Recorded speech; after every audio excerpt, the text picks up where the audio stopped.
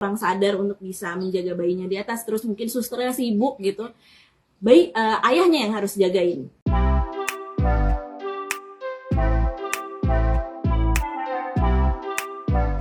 Halo Moms and Dads, saya adalah Prasista Dira Prameswari, biasa dipanggil Sita. Saya adalah Ketua Divisi Komunikasi di Asosiasi Ibu Menyusui Indonesia Pusat.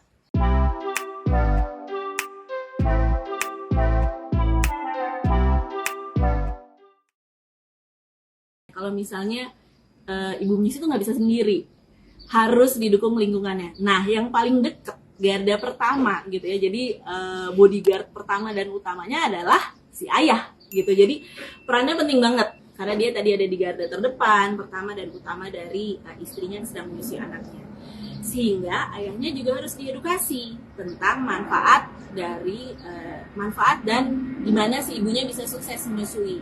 Jadi biasanya kalau bapak-bapak tuh paling care soal keuangan, bener nggak sih? Keuangan keluarga gitu ya, karena kadang-kadang dia yang udah cari nafkah gitu ya demi susu anak gitu.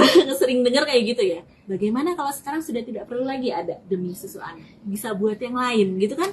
Happy banget nggak sih gitu kan si ayahnya, karena manfaat ekonomi menyusui itu makanya mereka harus tahu penghematannya berapa banyak yang mereka bisa lakukan saat istrinya menyusui anaknya gitu. Terus hemat dari belanja susu, hemat dari biaya perawatan karena lebih jarang gitu ya sakitnya. Terus ayah ini juga yang bantu menangkis kenyinyiran, bener nggak ibu-ibu yang nonton? Support mental buat istrinya gitu ya. Mungkin waktu IMD kadang-kadang ayah yang boleh masuk ke dalam ruangan gitu ya, bisa bantu megangin bayinya. Misalnya kalau ibunya ibu sesar yang masih di bawah pengaruh anestesi gitu ya, kurang sadar untuk bisa menjaga bayinya di atas, terus mungkin susternya sibuk gitu, ayahnya yang harus jagain bayinya supaya dapat hak IMD-nya. Ayahnya yang bantu nanyain ini rooming in apa enggak, bantu ngomel-ngomel mungkin ke fasilitas kesehatannya kalau misalnya nggak dipenuhi haknya untuk rooming in, atau misalnya kalau tiba-tiba, karena terjadi juga kasusnya di mana bayinya tanpa izin, tanpa approval dari keluarganya, tahu-tahu dikasih susu formula. Ibunya dalam keadaan terkapar kan atau lemes, nggak bisa ikut fight. Yang harus fight adalah ayahnya gitu. Atau misalnya ada yang nengok, tetangga, mungkin mertua, mungkin teman-teman, terus mulai nyinyir gitu ya, mulai banding-bandingin. Ih, payudaranya kecil ya, kayak nggak keluar deh itu asinya.